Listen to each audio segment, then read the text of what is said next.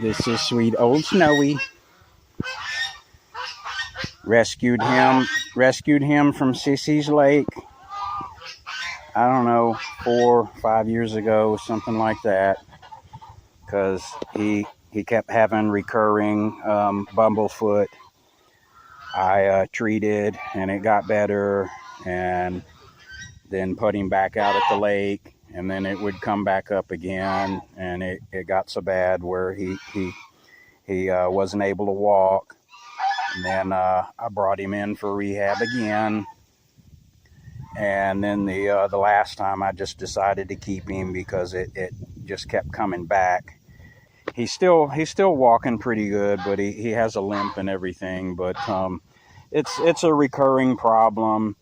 And I've actually gotten that well reduced in the past using the treatments.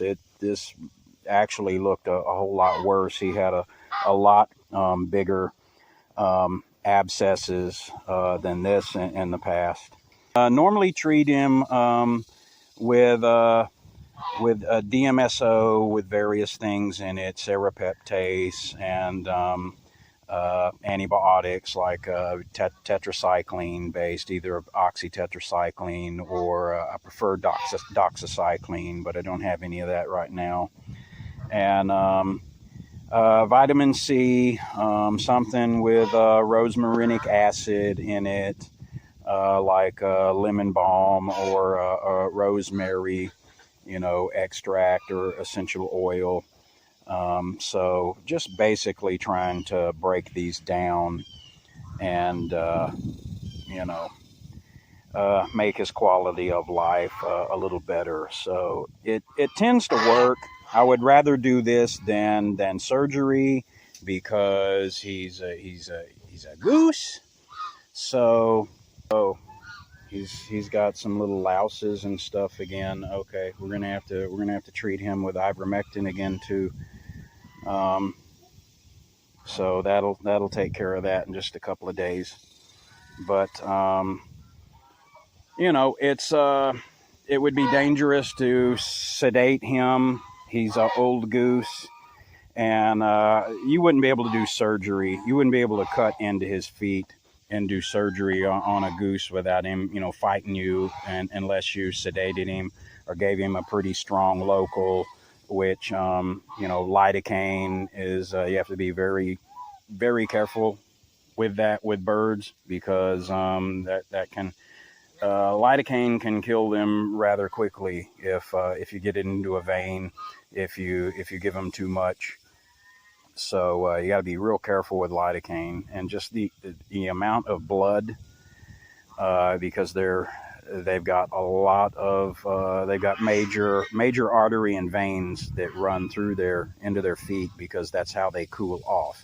Since they can't sweat, they either pant or they use their big web feet as a radiator. So they've got these major artery and vein running in their feet.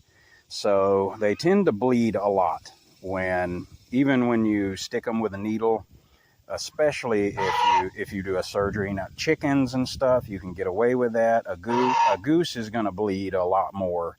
So, and you just couldn't do this without sedating them in surgery. He already fights me enough just if I try to stick a needle in there. So the best thing is just to try to treat it this way, the way I'm doing it. We're going to inject some antibiotics right into, and then treat him topically with the DMSO. With we got some vitamin C in it, and TUDCA and serapeptase. So, and the serapeptase is really that's a proteolytic enzyme which works real good to break down and eliminate unwanted proteins like fatty tumors, tumorous growths, biofilm, things like that. And I got to go get him some ivermectin. He's not going to hold still while I go get that. Okay, so I had to put Snowy in storage for a minute while I went to get him some ivermectin. So we're going to give him, we've just got the horse dewormer paste, 1.87%. And for him, that works out to be 5 units, more or less.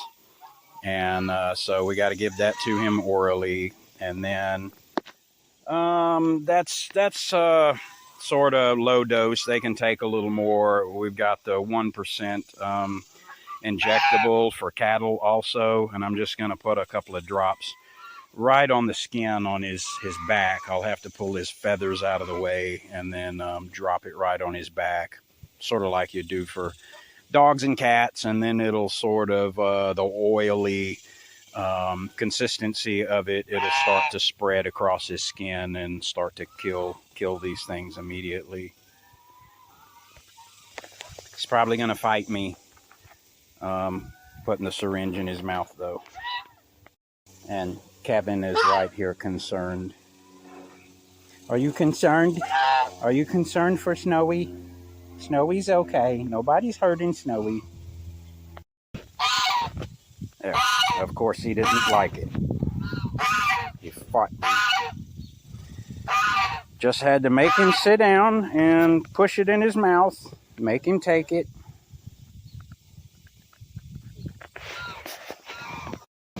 Okay, I need you to move back a little bit, Kevin. Come on. Come on. I'm sorry, I don't want to step on you. Okay.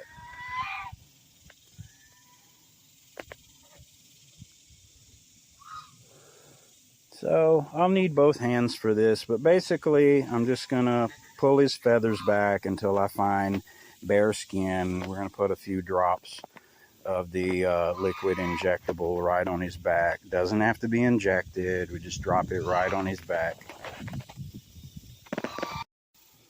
Okay, it can be a bit hard to get down to skin on birds, especially geese. Their feathers cover them so well. So a little trick I'll do is I'll wet my fingers and put a few drops of water down there at the base of their feathers, and then that makes it easier to part it out of the way down there next to the skin and get down to bare skin. So now he's treated and we can let him go. And this is the second time. Snowy seems to be prone to these louses or whatever these things are. They're not mites. They're not ticks. That's like a louse or something. And when the other geese don't get them, so he is the oldest here. So I'm pretty sure he's and with his that recurring bumblefoot, I'm sure that he's immune compromised. So he's more likely to get this sort of thing. But we treated him this way over a year and a half, 2 years ago, and took care of it really quick. So, all right, we'll get you down. Okay, there you go. You're welcome, Snowy.